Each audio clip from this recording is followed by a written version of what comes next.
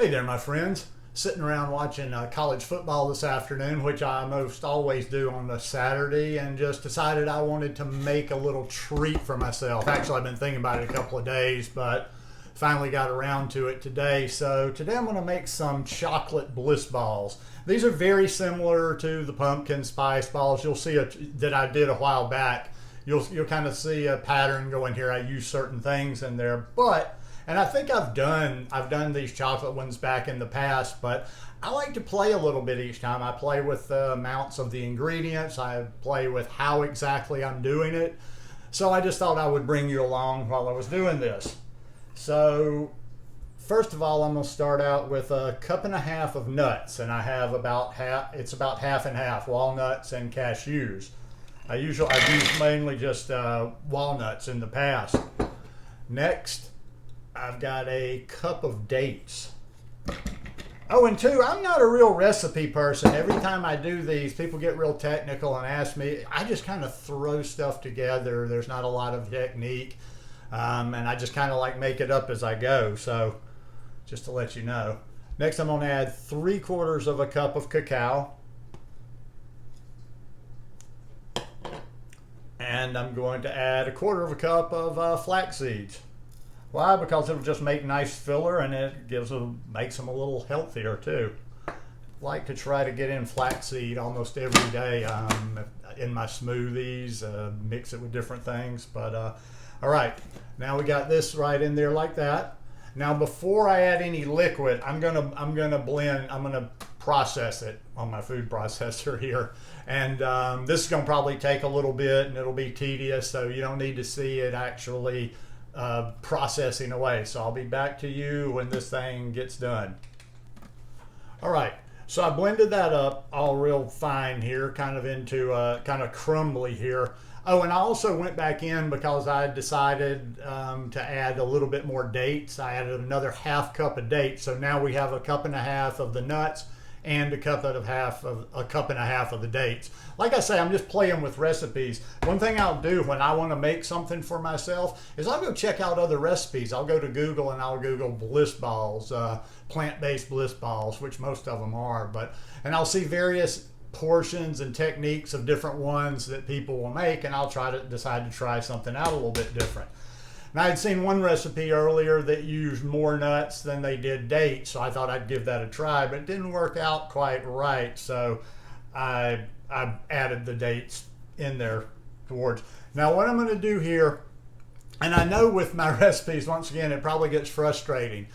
I'm going to add just a minute amount of water at a time. I'm going to add a little bit, blend it, add a little bit, blend it.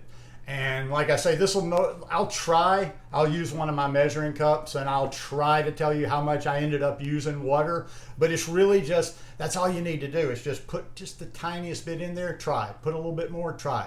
So I'm going to add the water, and we'll see how that comes out. All right, sometimes you just got to trust the process. I wasn't liking the way this thing was coming along, but then I added water, and I ended up adding 1/4 cup of water. And when I added 1/4 cup of water, I guess we'll call it dough, just came together perfectly. Just a nice ball here.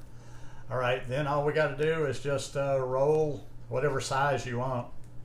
Just roll them out like that.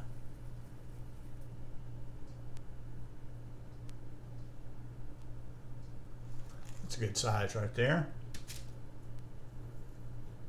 You know, I'm a little bit weird with needing things to be a certain size. Like if I make one, I get really okay, I got to get the second one just the same size, but I don't know why I think like that. It's not really that important.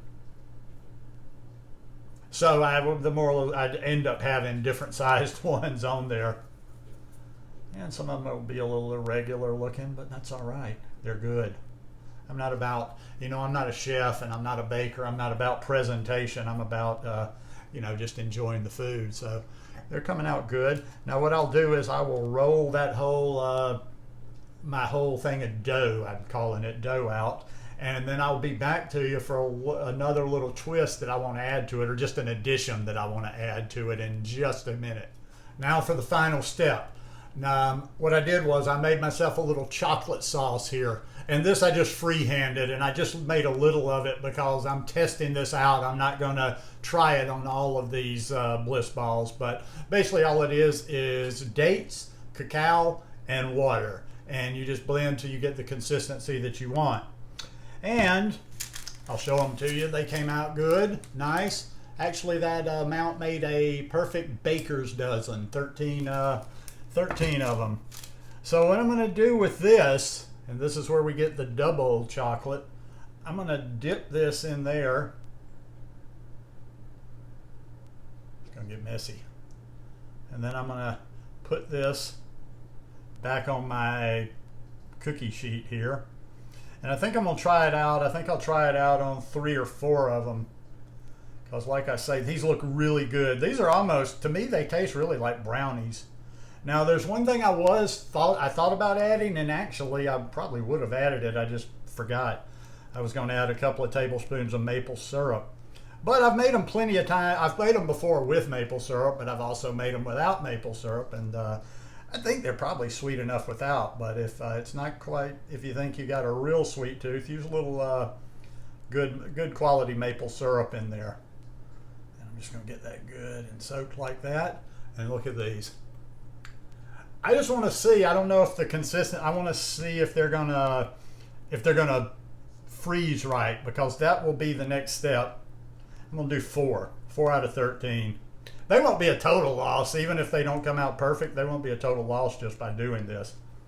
So I'm gonna dip. I got 4 of them dipped there, and I got some leftover chocolate sauce. And I'll tell you what this is good for. I can't remember if I made this sauce before, just showed it, but I know I've showed it on Instagram. This is great on ice cream, so I will just put a top on this, put it in the refrigerator, and probably in the next few days, whenever I have ice cream again, I'll make myself a nice little chocolate sundae. So, like I say, that's what I do in the kitchen. I'm not a proper kitchen person. I just kind of get around, fumble around, play, experiment. But I generally, everything, whether it's a perfect hit or not, it comes out pretty tasty. So these are great over the holiday season. Take them to get-togethers. You're going somewhere for Thanksgiving, you're going somewhere for Christmas, take them to a party. And you don't even necessarily have to make a big deal like, ooh, these are plant-based, ooh, these are vegan. Somebody asks you for your recipe, say, oh, that's a family secret. Then after they taste them and say, oh, these are delicious, you can tell them if you want. But anyhow, hope you guys enjoy these. Give them a try. Let me know if you do, and I'll see you here again real soon. Peace.